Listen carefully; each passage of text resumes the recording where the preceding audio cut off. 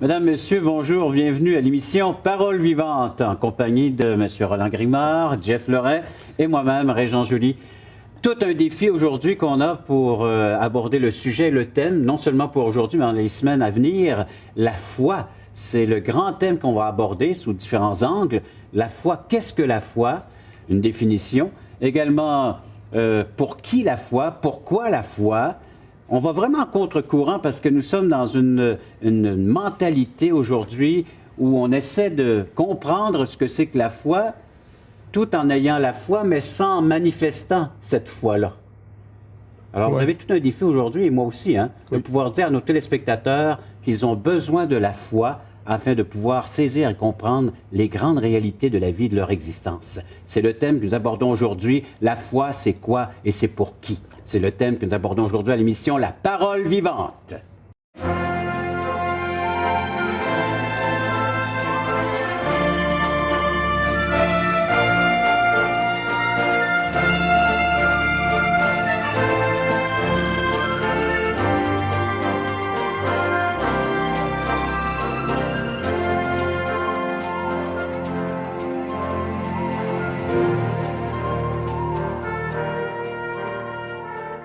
Messieurs, le thème est lancé. Qu'est-ce que la foi? Régent. Moi? Ma définition, mais le mot grec, c'est pistos, qui veut dire avoir une confiance, être fidèle. Donc, c'est un mode de vie. Oui, mais Régent, toi, tu voulais nous donner une petite définition, nous aider aussi à comprendre, parce que c'est Notre Roland. Oui, Roland. Oui, c'est les deux R. Tu es entouré des deux R. C'est Régent ici et Roland de l'autre côté. Oui, il ne faut pas que je me mêle là-dedans. Faut pas que tu te mêles, non, là, faut cher pas que je Jeff. me mêle. Régent. Roland. Roland. Merci, Jeff. Je dirais que la foi est fondamentale parce que la foi, elle soutient justement un rapport de confiance avec quelqu'un ou avec un objet. Un exemple, si je dis j'ai confiance en un objet, j'ai confiance à... Je prends l'avion, parce que j'ai confiance que l'aviateur va bien faire son travail, que le vol va être sécuritaire, sinon je n'irai pas là. C'est la même chose pour quand je m'assois sur une chaise ou que... Quoi qu'on fasse, nous portons une confiance en quelque chose. Mais la foi, aujourd'hui, qui nous intéresse, c'est qu'est-ce que la foi par rapport à la personne même de Jésus-Christ. Donc, sans cette foi-là, il n'y a pas de rapport, il n'y a pas de relation, il n'y a pas de confiance et il n'y a pas de fidélité. Donc, c'est fondamental. Donc, si je résume, c'est une foi qui sauve. Une foi qui soutient une relation qui sauve, oui. D'accord. Sans la foi en Jésus-Christ, il est difficile de dire je mets toute ma confiance pour le salut. Pas seulement le salut à venir, mais le salut présent et la vie présente. J'ai besoin de Jésus-Christ pour comprendre qu'est-ce que la foi, la portée et le sens de la foi. Ça, c'est la foi qui nous est expliquée dans les Saintes Écritures, dans Absolument. la Bible. Mais est-ce que la foi existe en dehors de ce livre? Est-ce que les gens ont la foi aujourd'hui? Mais il faut dire que la foi, on nous dit à quoi tu as foi. On peut avoir foi en l'homme, on peut avoir foi à la science, on peut avoir foi à un grand penseur. Ça veut dire qu'on y porte confiance, on a confiance en lui et on l'écoute. Et quand j'ai la foi en quelque chose, je l'écoute.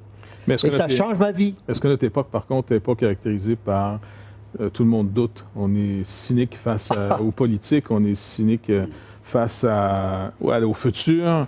On s'en va, tout le monde pense qu'on s'en va vers un désastre mondial. Ouais. Donc, est-ce qu'on est dans le temps de la foi ou dans le temps du doute? On est dans le temps de l'homme. On va un nouvel ère, un temps de révolution, où l'homme s'est placé comme premier, moi pour moi. J'ai le souci de moi. Je vis pour moi-même et tout autour de moi est une chose que j'ai un rapport limité, mais par rapport à ce que moi je pense, ce que je vis et ce que je veux vivre. Donc, dans ton rapport avec les institutions, tu as tout à fait raison. Il y a une déconnexion qui s'est faite. Avant, il y avait des institutions comme le gouvernement, la religion, l'Église, l'école, la famille, étaient des institutions qui allaient cadrer comment on vit dans une société, comment on vit ensemble. Mais aujourd'hui, le vivre ensemble n'a pas d'importance. Ce qui est important, c'est comment moi je vis dans ce monde et comment j'en tire profit pour moi-même. Donc, c'est pour ça que les institutions actuellement sont déclarées obsolètes ou désuètes ou inutiles. Ils deviennent utiles seulement si ça vient me nourrir, si ça vient me permettre de m'épanouir, si je peux jouir de la vie. En d'autres mots, tu dis qu'avant, les gens étaient bien cadrés ou, en d'autres mots, leur foi était accrochée à des institutions. Les institutions leur faisaient confiance. Les institutions nous ont déçus. Exact. Okay? Donc, mais la foi, elle s'accroche toujours. C'est comme un ancre. On la met où, là, en ce moment? Donc, tu dis en nous-mêmes, mais en nous-mêmes, c'est pas un objet de foi? Oui. On espère en quoi, en d'autres mots? Oui, par fait, quand tous les penseurs d'aujourd'hui nous poussent vers soi-même, parce qu'il n'y a rien en dehors de nous, fondamentalement. C'est nous qui devons définir notre monde, notre vie, notre capacité, notre volonté. Donc, c'est nous. Et c'est très angoissant d'être avec nous-mêmes. Tu sais, c'est nos rêves, c'est nos désirs, c'est nos passions, mais tout doit être défini à partir de nous et pour nous. Alors aujourd'hui, donc, je magasine ou je consomme et la religion fait partie de ces bagages. Qu'est-ce que cela peut m'apporter à moi? Et elle est souvent perçue, la religion, comme quelque chose qui va réduire mon angoisse, où je me sens bien en communauté, où j'ai un intérêt pour l'homme. Mais du moment que je perds l'intérêt, ou je perds la joie ou la jouissance de la foi elle-même, de mes croyances, à ce moment-là, je quitte, je me sépare. Et il n'y a pas de solidité, il n'y a pas de fidélité, il n'y a pas la confiance absolue. La confiance absolue, c'est dans ma capacité de penser et d'agir. Pourquoi les institutions ont été rejetées? Pourquoi? Simplement parce que dans notre monde dans lequel nous vivons, l'homme est pour lui-même. Donc, il ne peut plus être défini par les autres. Et l'institution est là toujours pour définir ce qui est bien, ce qui est mal, ce que tu dois faire, ce que tu ne dois pas faire, ce qui est juste. Et depuis les années 1968, il y a eu une brisure, il y a eu une rupture, il y a une révolution. Et la révolution, c'est toujours quelque chose de nouveau, un ordre nouveau. On a rejeté le passé. Et le passé, c'était quoi? L'Église, c'était les institutions en général, en disant non. Et à ce moment-là, c'est pour ça que la bataille se fait. Nous allons passer maintenant à nos chers téléspectateurs et de vous inviter à réagir face aux propos que vous venez d'entendre concernant la foi, concernant ce que vous êtes en train de vivre. Peut-être vous avez des commentaires à rajouter. Pour les faire, eh bien, vous avez des moyens comme le téléphone 1-877-L'Espoir, 1-877-537-7647 ou via notre site espoir.ca. Vous nous envoyez un petit courriel et également des questions avec lesquelles on pourra garnir nos prochaines émissions. Nous allons répondre à vos questions.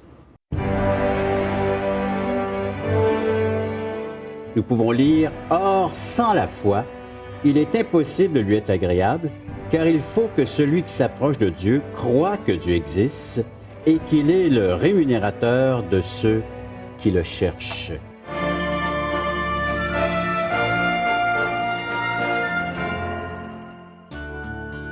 Vous êtes invité à assister à l'un de nos merveilleux déjeuners d'espoir.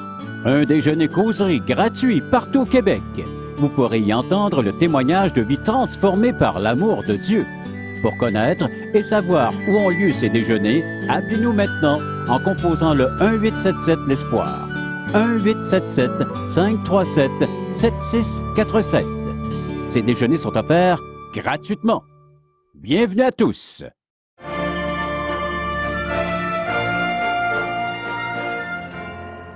Dans un livre de la Bible, l'Épître aux Hébreux, l'auteur s'adresse à des gens qui abandonnent la foi. Et dans chapitre 11, verset 6, nous pouvons lire « Or, sans la foi, il est impossible de lui être agréable, car il faut que celui qui s'approche de Dieu croit que Dieu existe et qu'il est le rémunérateur de ceux qui le cherchent. » Aujourd'hui, la foi, elle est là, elle est présente dans notre société.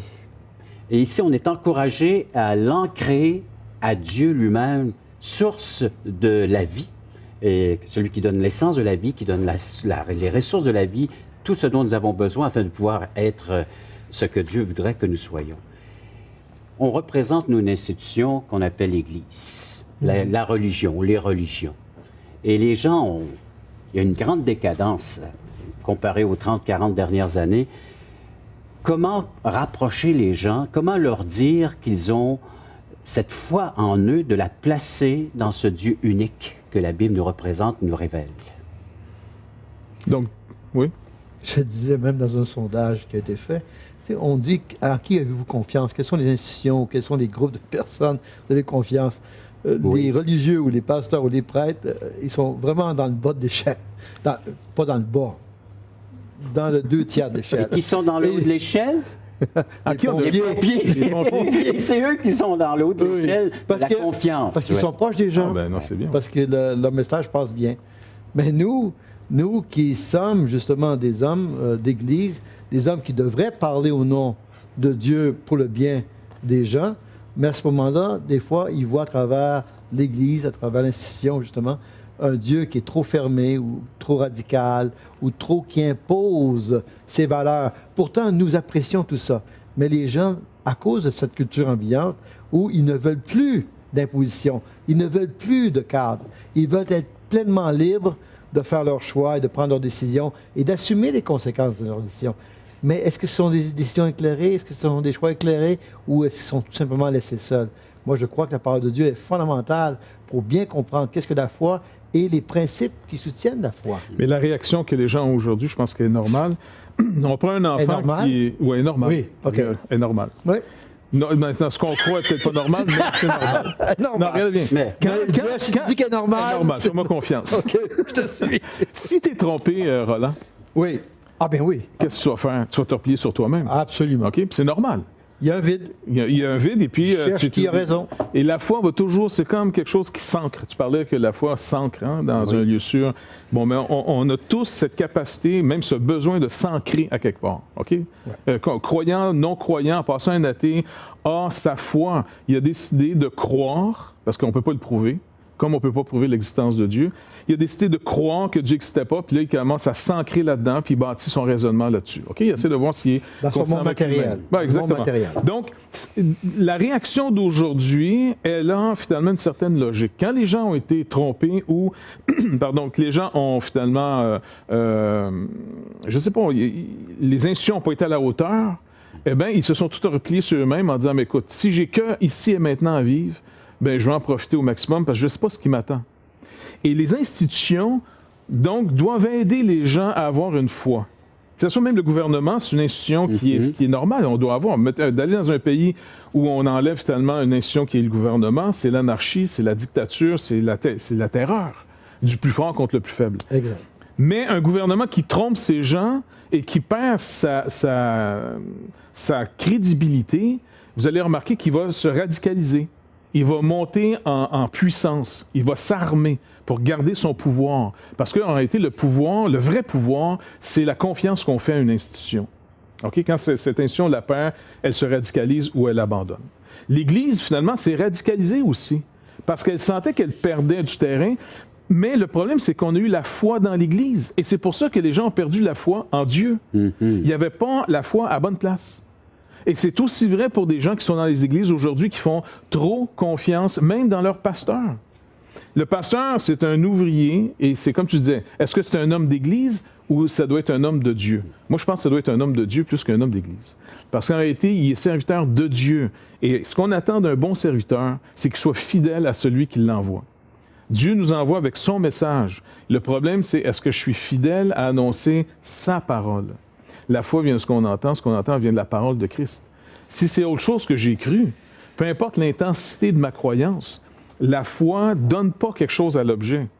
La foi va s'accrocher à un objet digne ou non de confiance. Et là, tu vas être trompé ou non. Donc, les gens aujourd'hui se réveillent avec, d'abord, la propagande. Il ne faut pas oublier non plus qu'il y a de la propagande. Il y a un combat à savoir qui va mener. Est-ce que c'est la philosophie de l'athéisme, la philosophie de l'homme pour lui-même seulement? C'est beaucoup plus intéressant, ça, que d'être obligé de se soumettre à Dieu. Donc, moi, je pense que la réaction, elle est compréhensible. Normal, c'est peut-être fort, mais compréhensible. Oui, parce qu'il faut savoir dans quel monde nous vivons. Oui, c'est ça. Et le monde a changé. Et l'Église doit réfléchir sur la foi elle-même, comment présenter la foi et comment vivre la foi à l'intérieur même de ces murs. Mais ce n'est pas toujours le cas, parce que les gens même, dans l'Église, souffre justement de ce vide, de qui a raison, qui dit vrai, comment vivre Et on va cette savoir foi-là. qui dit vrai après la pause. Bien, mes amis, c'est ce Merci, que nous Jeff. allons demander à nos téléspectateurs qui sont à l'écoute de comment vous percevez cette foi, votre foi. La question de notre téléspectateur aujourd'hui à laquelle nous allons devoir répondre, c'est en qui devrais-je placer ma foi ou ma confiance? En qui devrais-je avoir confiance aujourd'hui? Pour faire part de vos commentaires, vous nous appelez 1-877-537-7647 ou visitez notre site toutchrétien.com. Jésus-Christ est ressuscité, donc lui est assez grand pour venir te rejoindre. Toi, tu ne peux pas aller le rejoindre, oublie ça. Lui, par contre, il peut te rejoindre. Donc, tourne-toi vers lui et laisse-le, lui, venir vers toi. Lui, il va te convaincre.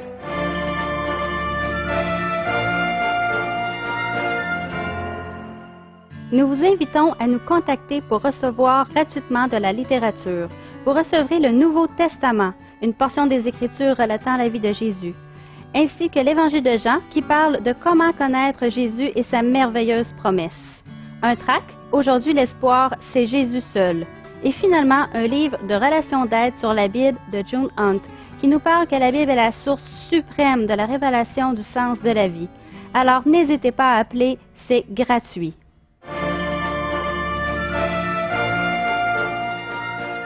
La foi, c'est quoi au juste? On a vu, c'est avoir confiance, c'est être fidèle, mais d'une façon concrète, comment je pratique ça aujourd'hui? Je dirais que premièrement, il faut avoir foi en Jésus-Christ. Dans mon esprit, il est clair et net. C'est que si on évacue Jésus-Christ, on évacue le tout. Il ne reste plus rien. Il ne reste rien où on peut s'accrocher, ou se positionner, ou être solide sur du roc. Enlève Jésus-Christ. Mais aujourd'hui, Jésus-Christ est contesté lui-même. Comme il est peut-être un penseur, un homme d'une grande moralité, un homme qui a fait un changement, mais est-ce qu'il est le Fils de Dieu? Est-ce qu'il est Dieu lui-même? Mais l'avantage qu'on Est-ce a- qu'il est celui qui est venu? Oui. L'avantage qu'on a, par contre, de faire confiance en Jésus-Christ plutôt que... Puis on peut l'annoncer, c'est que, contrairement à tout le reste, on fait partie des choses qui passent. OK, nous, on va passer. Absolument. Les institutions vont passer, les pays vont passer. Par contre, Jésus-Christ ne passe pas parce qu'il a subi finalement la mort de tous en réalité. Quand la parole le dit, c'est lui qui a porté le péché. Donc, Christ crucifié. Maintenant qu'il est ressuscité, Oui. on a l'avantage de dire aux gens, écoutez, je te demande pas de me faire à moi confiance, je te demande simplement d'écouter ce que je te dis sur Jésus-Christ. Maintenant, va à lui. Et d'aller au Seigneur Jésus-Christ, c'est aussi simple que de se tourner vers lui dans notre cœur pour dire, écoute, est-ce que c'est vrai, Seigneur? Et prendre une décision. Exactement. Et c'est dans ce sens-là qu'on rencontre une personne. C'est même mieux, c'est même plus que de faire confiance à même, comment je pourrais dire ça, à la parole de Dieu écrite. Parce que quand je fais confiance à la parole de Dieu écrite, là je lance un... Comment tu peux savoir qu'est-ce que la Mais foi? regardez, C'est pas la parole. On a Exactement. peu de Non, temps, ok. mais dans Donc, ce propos Regardez bien, de- si j'ai été trompé, une personne trompée, je reviens à ça, Oui, oui, Roland, d'accord, Jean. oui. Une personne trompée, là, non seulement elle condamne ceux qui l'ont trompé, Oui. mais elle se condamne d'avoir été trompée en disant, coudonc, j'ai donc été niaiseux, moi, de me laisser Naïf, avoir. oui. Tu sais, j'ai été naïf, c'est plus poli. là. Oui. Mais Naïf, c'est naïf, beau ça le mot. dit bien aussi. Niaiseux, tu sais. Bref, et qu'est-ce que tu fais? C'est que là, tu n'as même plus confiance dans ton jugement. Ouais. Attends, moi, je pensais que je l'avais, je me suis fait tromper. Donc, on dit aux gens, écoute, regarde. Mais plus que ça, tu vas débattre et tu vas critiquer, tu vas juger Oui, ça, c'est sévèrement. parce que tu vas essayer de, tout le tu vas essayer de système. survivre. Mais c'est pour ça que moi, j'aime mieux présenter, oui, la parole de Dieu, mais faites chair, ressuscité en disant, écoute, Jésus-Christ est ressuscité, donc lui est assez grand pour venir te rejoindre. Toi, tu ne peux pas aller le rejoindre, oublie ça. Lui, par contre, il peut te rejoindre. Donc, tourne-toi vers lui et laisse-le, lui, venir vers toi. Lui, il va te convaincre. Et c'est comme ça que, tranquillement, la personne est ramenée à le seul digne de confiance, Jésus-Christ. Oui. Nous Et sommes, ça devient une personne Oui. plus qu'un concept. nous sommes d'accord avec ça parce que nous sommes à l'intérieur et nous avons pris déjà une décision. Mais les gens... Non. Justement, moi, là, c'est même ceux qui ne sont pas d'accord, c'est ma meilleure manière de dire, écoute, je ne veux pas te convaincre, parce qu'encore une fois, on est à un niveau d'essayer de trouver un point de Ah non, contact ok. de conviction. Oui. Je veux les amener en disant, écoute, je te demande pas de me faire confiance. Encore une fois, je lui demande quasiment l'impossible, il a été trompé, lui, là. Oui, Il ne fait plus confiance à personne. tout à fait. Et surtout pas aux religieux. Vous êtes une gang de crooks, les gars. On n'arrête pas de sortir des Vous scandales prêchez à vos pour votre sujets. paroisse. Puis tu dis, OK, tu dis pas de problème. OK. Mais mon message que j'ai à t'annoncer de la part de celui qui m'envoie, c'est qu'il t'attend. Donc, c'est même pas, viens à moi je vais t'amener à Jésus. Non, viens pas à moi. Va à lui. Et si tu le rencontres, si lui vient vers toi, tu viendras après ça nous rejoindre, car c'est lui qui rassemble les gens autour de lui et autour de sa parole après. Et c'est pour ça que quand les gens ont vraiment fait une rencontre avec le Seigneur Jésus-Christ, comme étant vraiment le Sauveur, ils vont vouloir savoir ce qu'il dit des choses. Avant d'amener finalement trop un concept en disant « crois ce que je te dis », ils vont dire « non, je ne veux plus y croire ». Pourquoi? Parce qu'ils ne croient plus non plus dans leur compréhension. C'est ça qui a été brisé. Non, le doute est là. Le doute est là. Donc le doute veut dire « je ne crois même plus ce que je comprends ». Parce que j'ai trop peur. Je me suis fait tromper. Je t'assure, avant, j'étais dedans. Comment je vais savoir dorénavant si je suis dedans ou non? Et les amis, c'est que nos téléspectateurs sont en train d'écouter, d'entendre notre débat. Et souvent, eux, également, ont une opinion, un jugement ou une critique. Et c'est vrai que, malheureusement, les gens ne croient plus à l'institution, à la religion, ou même à ces messagers que nous sommes. Parce que, oui, il y a eu des faiblesses, oui, il y a eu des manquements de notre part, des messagers, des porte-paroles, je parle en général, mais la personne de Jésus-Christ, c'est la personne fiable encore aujourd'hui. Parce qu'elle est parfaite, c'est une personne... Et nos prédications ou nos messages devaient être comme des panneaux indicateurs, dire « Allez vers Jésus ». Lui seul est la personne qui peut La personne avoir votre confiance. Et la personne qui cherche justement à vivre la liberté, on sait que la liberté est en Christ. Et c'est l'homme qui veut être épanoui, vivre librement, faire ses choix librement, doit marcher avec Christ. Il doit comprendre Christ. Sinon, il est pris avec lui-même. Il est seul dans le monde. Et j'invite nos téléspectateurs à faire ce choix, à faire ce pas de foi. 1-877-537-7647. Dites-nous comment vous réagissez à tout cela ou allez sur notre site toutchrétien.com.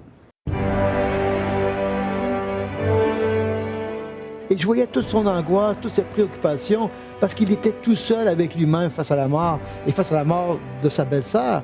Et il ne pouvait pas répondre à ces questions-là, que Dieu a pris le temps à envoyer son Fils afin de répondre à ces questions pour aujourd'hui, mais aussi pour l'éternité.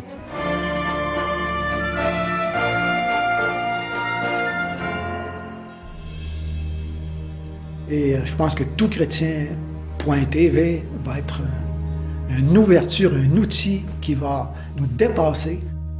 Et tous les espoirs sont permis. Toutchrétien.com est donc là pour rester et grandir.